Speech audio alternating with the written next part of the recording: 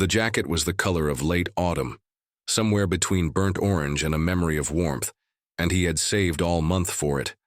The boutique air felt curated, a hush you could hear, music played so softly it sounded expensive, mirrors that made everyone taller by 2 centimeters. He'd done everything by the rules. Called ahead, checked the store hours, arrived 5 minutes early with the text confirmation still glowing on his phone. The door chimed once. A sales associate looked up from a glass case with the wary squint of someone inspecting a counterfeit bill. "Hi," he said, holding up the message that read, "We're excited for your visit," with an emoji that now felt like mockery. "I'm here for the 2:30. Her smile thinned into something managerial. "We're on appointments only today." "I have one," he said, still steady. She eyed his shoes, the sweatshirt he had ironed that morning, the haircut he'd gotten for this very trip. "We curate for a certain clientele," she said finally, as if reading from a policy etched into the mirror's silver. "You may want to try our outlet location." He blinked. The line landed with the quiet violence of a velvet rope. "I'll wait," he said, not moving. A manager emerged, tie narrow, posture defensive. "We don't think this is a fit," he said. That sentence so polished it slid off the counter and shattered at his feet. "You're not really our type of customer." It could have been the end. The moment that turned into a story his friends would tell over dinner with a bitter laugh. A tale about a door that wouldn't open, and a brand that built its aura with exclusion. Instead, he walked out into the clean, winter light, jacketless and awake, and decided to do something more inconvenient than an angry post. He decided to keep receipts. He decided to build a plan big enough to be ridiculous. Months later, he walked back through those doors with a key in his pocket and a letter in his bag that put his name where theirs used to be. They hadn't wanted his money. He bought the whole brand. He had been raised to read rooms and labels and fine print. His mother taught kindergarten by day and stitched hems by night, her hands measuring in both inches and patience. "Everything tells you what it is if you listen long enough," she'd say, snapping a tape measure with a wrist flick that sounded like punctuation. His grandmother had a closet of church hats, each with a story, each pulled from its box with reverence. She explained that getting dressed was a language, and the world was illiterate more often than it admitted. He grew up in an apartment where the coffee table held Vogue and Consumer Reports side by side, glamour and warranty, fantasy and accountability. At 13, he was the kid who refolded sale tables at mall stores because he couldn't stand chaos. And the managers let him because he did it better than the paid staff. At 15, he learned that customers are sorted in a second, by shoe soles and diction, by the slope of a shoulder and the weight of a watch, and that people in doorways enforce rules nobody writes down. He worked part-time at a department store that treated every shopper like a maybe, and watched the commission-driven miracles that courtesy can produce. His first crushes were on objects, how a well-made coat swings on a hanger, the way a hand-stitched seam refuses to lie, the heft of a real buckle versus die-cast. His second were on spreadsheets, supply chain diagrams more intricate than any fantasy epic, inventory flowcharts that stood or fell on a single line going red instead of black. He interned at a mid-tier label and discovered that romance lives on mood boards but survival lives in gross margins. He learned which factories lie, which agents tell the truth, which middlemen need to be cut, and which are bridges you can't yet afford to burn. College gave him a roommate who collected sneakers like stamps and a professor who swore the future of luxury lay in storytelling that didn't insult intelligence. It also gave him debt and a discipline for making numbers behave. He memorized Incoterms like other kids memorized lyrics. He learned the quiet art of assortment, color stories that sell themselves, sizes ordered in ratios that don't strand people at the ends, the difference between scarcity that flatters and scarcity that alienates. He watched how race threaded through the whole machine. He saw who got tailed on the sales floor. He saw how clienteling meant offering an espresso to some and offering nothing to others. He saw which influencers were invited to front rows and which were sent goodie bags and a link. He read news stories about shopping while black and understood them as both anecdote and data, noise and signal. Sometimes a no is personal.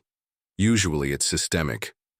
He started a small consultancy to keep the lights on, a one-man band, who could fix a broken Shopify, clean up dirty inventory, teach a founder how to forecast without magical thinking. He got good at asking useful questions. Is your brand a mood board or a model? Are your customers an idea or a list of emails with purchase histories? He learned that the fastest way to change behavior is to change the incentives. He also learned that the fastest way to spot rot is to kick the baseboard gently and see what scurries out. By the time he walked into that boutique, he had a lifetime's worth of instincts kneaded into his posture. He also had a weakness. He still believed beautiful things should make people feel bigger, not smaller. The brand in question, old enough to have archives, recent enough to have an Instagram strategy, had built its name on the kind of craftsmanship that made hands ache to touch. He wanted to put the jacket on and see if it told the truth. Instead, the room taught him a lesson he'd learned a dozen times and refused to accept as final. He left with his head high and a new project humming. At the base of his skull, the message on his phone said, "Our stylist Elena is excited to meet you." It had a heart emoji and unnecessary exclamation points. He forgave both. The appointment reminder asked for preferences. He had typed with care, classic cuts, warm tones, understated hardware. It asked for size. He gave it. It asked if there was a special occasion. He wrote, "Just work that asks me to dress like I mean it." He wore his best quiet shoes and the watch his mother told him would get him through rooms that weren't built for him. He shaved the shadow into compliance and pressed the hoodie he loved into crispness. He didn't overdress. He never did. He thought of the jacket waiting on a hanger with his name on it. He'd researched the piece, double needle seams, horn, buttons, a lining pattern that nodded to the brand's 70s archive. He had already decided, if it fit like it should, he'd wear it to a pitch meeting next week with a founder who would judge him not on his deck, but on whether he looked like a person who knew how to make a deck sing. He arrived at 2:26 p.m. because he respected other people's time. The associate did not offer her name, which is a decision too. He smiled anyway, the way you do when you are determined that your day will be governed by your intention, not theirs. "I'm here for Elena," he said. He held up his phone. The emoji held up a small red heart that now felt like a bruise. "We're full," the associate said, though the store floor was occupied by precisely 3 people, a young couple taking selfies, a woman trying on sunglasses in a manner that made everything look like a slow commercial, a man scrolling with a bag at his feet that did not have this brand's name on it. He waited. He did not apologize for existing. He let the silence teach. "Appointments only," she repeated the way a person repeats something they know sounds thin. "I have one," he said, and tried again, slow. "With Elena." "She's not available," the associate said. He looked toward the back, where a woman who could be an Elena bent over a rail of blouses, pen behind her ear. He did not point. He kept his eye level. "I'm happy to wait," he said again. A manager emerged, conjured by the magnetic alignment of discomfort. He had the insincere smile down to a muscle memory. "We don't think this is a fit," he said, as if fit were objective, a matter of physics rather than taste and bias, and the story people tell themselves about what makes them comfortable. "What isn't?" he asked, honest curiosity a sharper knife than sarcasm. "Look," the manager said, voice modulated, gaze sliding off like a poor adhesive. "We cure it." He thought of galleries where the staff knows an art student is as valuable as a banker because both talk if you treat them with care. He thought of the brands he'd helped pull back from the brink by making their curation aspirational instead of gated. He thought of closing his laptop on a disgusting email from a founder who used Target Demo as a synonym for people who make me feel powerful. He let the insult hang. Then he nodded. He walked out. He did not cry until he reached the sidewalk, which is a thing men are not supposed to admit, and which he has learned to consider a gift. A body refusing to gaslight itself. The winter air charcoaled his lungs. He leaned against a lamppost. He checked his watch. 2:31 p.m. He breathed. He swore softly. Then he took out his phone and did the thing he knows how to do. He opened a note and titled it, with a small, mean joy. Not our type. He wrote down names if he had them, descriptors. If he didn't, the sentences said and the ones implied. He took a picture of the appointment confirmation. He walked around the block and back for another look, because vantage point is everything. He noted the sign by the door about a new security policy. He noted the form factor of the RFID towers. He noted the smile the associate gave a man in a goose-down vest with bedhead and a dog. He watched Elena hold up a jacket that looked like the one he came to try. He watched the man slip it on. He went home and wrote to corporate with a subject line that would pass filters and get read, Appointment Experience Inquiry. Inside, he told the story with restraint, because he has learned that disciplined anger is more infectious than rage. He asked for the return of his deposit. He asked for the policy on appointments. He asked for the training material on inclusive service and the date of its last update. He pressed send and felt a little bit of his soul re-enter his body.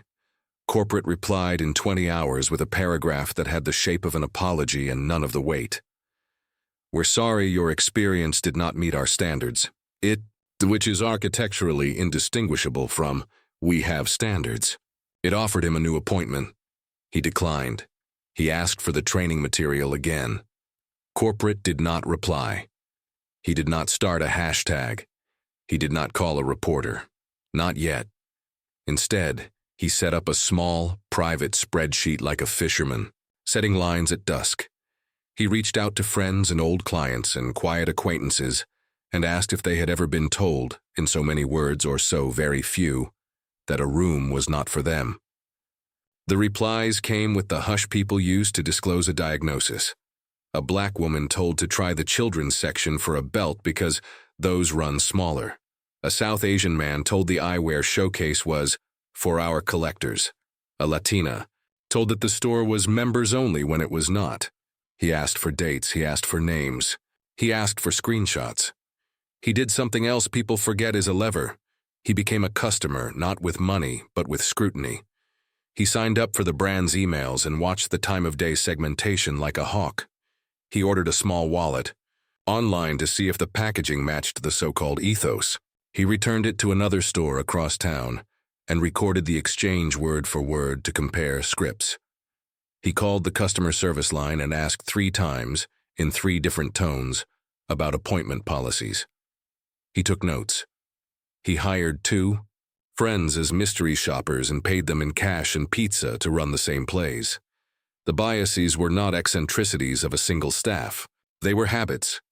He bundled his findings into a tidy deck because power speaks PowerPoint and sent it to the brand's head of retail, whose email he guessed in 3 tries because rich people put their names in their addresses like trophies.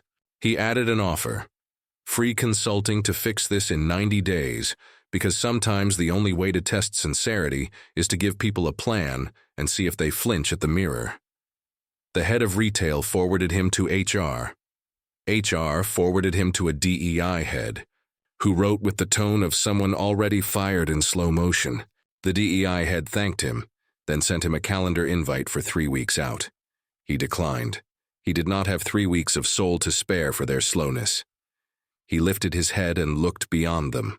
The most disruptive thing you can do to an exclusionary brand is not to shout at it, but to outcompete it.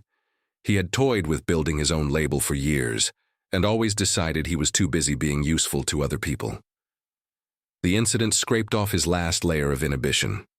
He chose a name that sounded like a welcome and sketched a logo on a napkin at 3 a.m., then texted a friend in typography to make it legitimate. Step 1 was product. He went to suppliers he trusted, family-owned fabric mills where swatch books smell like dye and diligence, factories where the floor boss runs their fingers along seams with the seriousness of blessing. He asked for small runs with fair terms, promising growth honestly. He chose 10 pieces for a core capsule: jackets, trousers, shirts, belts, with silhouettes that cared more about the person wearing them than about the mood of a city block. He made size charts that did not humiliate. He chose buttons that wouldn't crack in winter and zippers that wouldn't jam in summer. Step 2 was distribution. He built a site over a weekend that didn't try to hypnotize the browser with scroll tricks. He wrote copy like a person speaking to another person, not to a demographic. He set up a physical pop-up in a neighborhood where money and culture coexisted uneasily. He paid a church to rent its hall because retail doesn't have to be antiseptic. He placed the racks low enough that people in wheelchairs could pull from. Then, without asking for help, he stocked a full run of sizes on the floor instead of hiding half of them in the back. He hired associates who had worked everywhere from sneaker shops to salons and trained them with one sentence: treat everyone like a maybe who owes us nothing and deserves everything we can give. Step 3 was finance. He raised a small round from friends and family and 2 founders he had helped out of shipping disasters years ago. He kept his burn rate tight, his margins honest, his promises modest. He paid early whenever he could. He negotiated gracefully when he couldn't. He wrote weekly updates to investors that taught them how to read a P&L and asked for introductions, not money. He slept 4 hours a night and found a second heartbeat: his brands.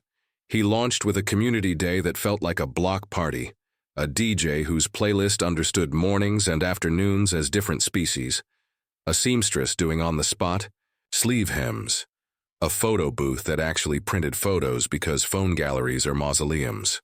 He invited people who had told him their bad shopping stories and gave them gently a new one. He made the first 10 jackets free to people who could tell him a story about a door they couldn't get through. He cried in the back room once and let a friend hold his shoulders and then went back out and made 3 sales. Word carried like it always has, through hair salons and text chains, group chats, and good gossip. People came because the pieces looked like someone had thought of them while making them. They returned because the fitting room was a place where dignity happened. He watched a woman put on a belt and stand taller by a thought and almost ruin the moment by telling her so. He watched a man try on a jacket and panic, and then relax like a house cat when he realized nobody expected him to perform anything but himself. He didn't forget the brand that had tried to humiliate him. He just stopped giving them his attention and started taking their market share. His customers tagged his pieces in mirror selfies next to vintage pieces from that brand, but their captions were about how they felt, not who they had beaten. He didn't measure success only in revenue.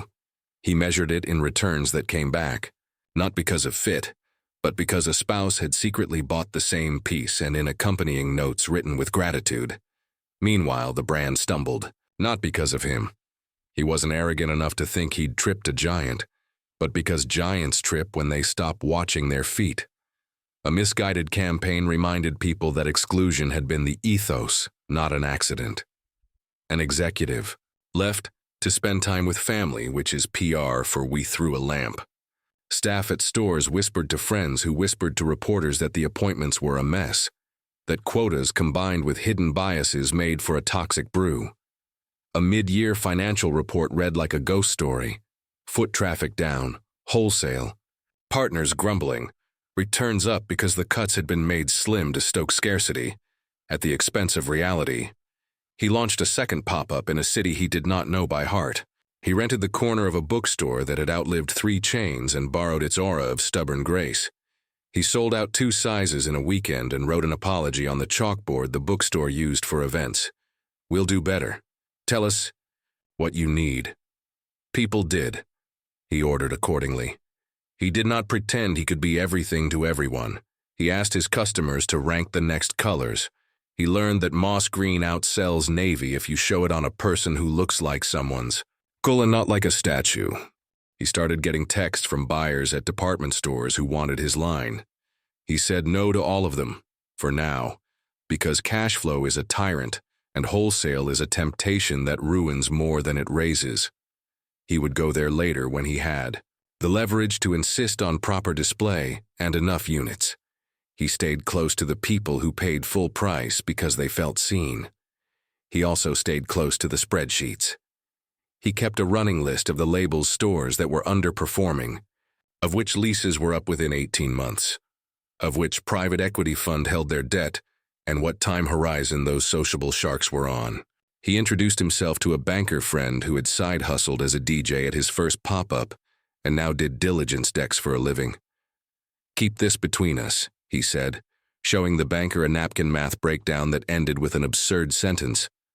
"SPV acquires brand for X. Carve out toxic assets. Relaunch with inclusive ethos. Keep archive. Gut gatekeeping." The banker didn't laugh. He marked up the napkin with corrections. "You'll need a stalking horse bid if they go Chapter 11, he said like he was asking about the weather, "and probably a partner with a bigger balance sheet." He named 3 funds that were aggressive, 2 that were patient, 1 that was principled and slow. The last one became the only one that mattered. It starts with a phone call at 8:12 a.m. from a number he doesn't recognize because some moments prefer surprise. "We've been watching," the voice says, crisp, but not cold. "It's the partner at the principled and slow fund. You built something small and right. We think something big and wrong is at the right stage of wrong to become right." The partner uses a lot of words to say what he has been thinking in secret. The brand is vulnerable. The debt is tired. The board is spooky. The moment is now. They meet in a conference room with a view that makes poor ideas look wise. He carries a deck that is both ambition and caution. Slide 1, purpose. Slide 2, how we heal this without killing it. A matrix shows assets to keep, archive. Ateliers, a few genius pattern makers. Assets to clean, store list, leadership bench. Assets to discard, a certain campaign tone, a certain store-level SOP that might as well have racist footnotes. He has the gall to put in writing what brands pay a fortune to euphemize. "We have been trying to sell to people we find attractive. We need to sell to people we respect." Diligence is both nightmare and dream. He signs NDAs that feel like marriage vows to secrets. He reads lease schedules and realizes half their stores are on terms that would sink anyone. He reads minutes from board meetings that argue against a diversity training line item as non-core. He reads staff surveys that would make a kinder CEO resign from shame. He sees the potential like a skeleton forming in an ultrasound. The bones of a great thing are there. The flesh has been starved by vanity. The fund wants numbers. He gives them. "If we shutter these 8 stores and retain these 12, we can reverse the negative cash flow by month 14. If we renegotiate fabric minimums with 2 mills and prepay 10% for 3 seasons, we get better terms than the current CFO got drunk on. If we restructure retail training and tie comp not just to conversion, but to NPS across demographics, we change behavior where it hurts." The bonus. The partner wants to know if he can lead. He doesn't ask for the CEO title. He asks for authority with accountability and a board seat for a representative from the community he serves. He asks for a governance innovation that will make someone write a case study, an inclusion veto on campaigns that read as exclusion, exercised by a council not drawn solely from marketing. The fund is skeptical and then, almost embarrassed, impressed they hadn't thought of it. They agree with conditions. He agrees with relief. Meanwhile, the brand's board panics in the choreographed way boards do. They hire a restructuring advisor who talks like a surgeon. The press release is euphemistic and everyone can read the subtext. "We need a buyer who isn't a vulture." The fund wires an exclusivity deposit contingent on an LOI, issued the day after a certain covenant breach becomes unhideable. Lawyers talk in submarine pings. Hours stretch and snap. He tours the flagship as part of diligence. The manager shakes his hand with a dryness that tastes like rumor. Associates whisper. He wears a jacket from his own line without its label showing. He watches 3 customers get sorted into the wrong piles in 5 minutes. He might have screamed. He might have preached. He takes notes. At the end, in the office where the wall art says vague words like excellence, he asks for the training manual. It hasn't been updated in 3 years. He doesn't smile. The bid goes in.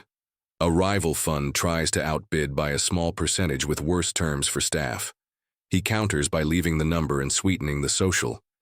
He puts in writing the commitments others keep for keynotes, maintain atelier staff, increase apprenticeships, publish demographic breakdowns without spin, set unambiguous service policies with evaluations that penalize bias. He makes a promise he knows will be expensive, recut the core pattern blocks to fit real bodies, and let that be a selling point, not a secret. The board votes. The bank speaks. His phone lights up with a single-word text from the partner. Done. Closing. Day is not champagne and confetti. It is wire transfers and signatures and a small ceremony that happens in people's throats when they say a name, and it means something new. He holds a key fob that opens a back door that always smelled like sanitizer and cardboard and something like fear. He walks the hall without announcement and finds Elena, pen behind her ear, hair up. He introduces himself with the calm of someone who has chosen to be kinder than the day requires. We're going to learn how to do this better, he says. If you want to help, stay. He calls an all-hands that evening. He stands on a step stool in the stockroom because the symbolism is cheap and true. He tells the story without naming names. A jacket he wanted, a sentence that cut, a plan built in his kitchen. He tells them what stays, the craft, the archive, the pride. He tells them what ends, the invisible lines. He tells them what begins, a brand that makes people bigger, not smaller. He cries just a little and lets them see. Someone starts to clap. Grows like rain. The first 90 days are a movie no one will ever make because most of it happens in spreadsheets and small rooms and the wrong coffee. He shuts 8 stores that were bleeding to death and pays severance better than required. He renegotiates 3 leases by offering landlords a calculus they understand. Lower base, higher percentage rent, foot traffic we can prove. He replaces the district manager who hid gatekeeping inside euphemism with a person whose resume is unglamorous and impeccable. He creates a training curriculum that is not torture. It includes role plays that won't make adults feel like fools. It includes scripts that are scripts without sounding scripted. It includes questions about who we flinch for and who we don't. It includes the math of bias, how it costs money and reputation. It includes a test that is pass or fail and conducted by mystery shoppers paid enough to be honest. Failure means coaching. Repeat failure means a job elsewhere. Success means bonuses that make mortgages easier. He hires 2 pattern makers to rebuild the blocks and fit models with bodies that move like bodies. He rebuilds the size runs. He puts the runs on the floor. He bans the phrase run small. He introduces a fit consult that is not an upsell but a confidence builder. He films the process not like a glossy ad, but like a Skillshare. Posts it, and watches comments from people who see themselves for the first time in a brand that isn't performing benevolence. He invites 4 independent designers to do capsule collaborations and pays them well. Names on the label, not for exposure. He sets supplier diversity targets and ties his own bonus to hitting them. He publishes a service charter at the door. We will look you in the eye. We will offer you help. We will not sort you by stereotype. If we fail, email CEOs and tell us we will fix it within 72 hours. He resets the marketing language. He swaps parfumey sentences about lifestyle for sentences about how the inside of a jacket feels against a forearm, how a shirt collar sits when you breathe, how a belt wears in over years. He puts elders in campaigns without making it a theme. He shows bodies at rest. He shows joy without performance. Sales don't spike, they rise. The curves in his dashboards are not fireworks, but tides. He prefers tides. He returns to the flagship on a Thursday and finds Elena showing a teenager, the kind who pretends not to care, how to roll a cuff without making it look like you're trying too hard. He watches her treat a person like a person. He watches a father in a suit step aside to let the teenager see himself without commentary. He steps back and lets the moment be its own proof. He opens a letter from a woman who had been told, years ago, in a different store, to try the children's section. She writes that she walked into a store last week, and someone asked her what she needed without looking at her body like a problem to solve. She writes that she bought the belt. She writes that she cried in a cab, and then laughed, and then told a friend to go. He puts the letter on his desk. He does not frame it. He keeps it in a stack, he reads, when a lease negotiation goes feral. He takes one interview. He tells the truth without burning anyone who doesn't need burning. He says, "we" more than "I." He thanks his fund partner publicly, his banker privately, his pattern makers with a raise and a day off. He keeps his own brand alive because it keeps him honest. He integrates it where it makes sense and lets it be a competitor, where that keeps the game pure. He creates an apprenticeship, in the atelier and on the sales floor, for teenagers who want to learn craft and courtesy, two skills that can architect a life. He funds it with the budget once used for clients-only events. He sits in the back during their end-of-term presentations and cries again, and again allows someone else to see. In the end, it wasn't magic. It was memory organized, a lamppost note on a winter afternoon, a spreadsheet built with names and dates instead of assumptions, a deck that made room for both math and mercy, a term sheet that locked ideals into clauses with teeth. It was a refusal to perform outrage when outrage would have been justified and less productive than a plan. It was a willingness to admit that what shuts people out is not always a villain, but often a set of incentives that reward cruelty and call it curation. If you've been told you're not someone's type of customer, know this. You can turn that sentence into a lever. You can gather receipts. You can design an experience that makes exclusion look as cheap as it is. You can starve ego and feed craft. You can build a room where people don't have to audition for belonging. You can, if you are inclined and immunized against the stupidities of power, buy the very thing that tried to humiliate you and rebuild it as proof that beauty is a public good, not a private weapon. If you are a founder or a manager, replace slogans with systems. Write the service you want into comp plans. Test your stores with someone who knows the difference between a vibe and a value. Put your policy on the door and your accountability in public. Tie your bonus to who comes back and why. If you serve people, remember they owe you nothing but the chance to earn their money with dignity intact. He didn't buy the brand to make a point. He bought it to make a place where a jacket is a jacket, a mirror is a mirror, a door is a door, and none of them are gates. If the world insists on the language of types, let's make ours simple. Our type is human. Bring your whole self, bring your budget, bring your grandmother. We have something for all three.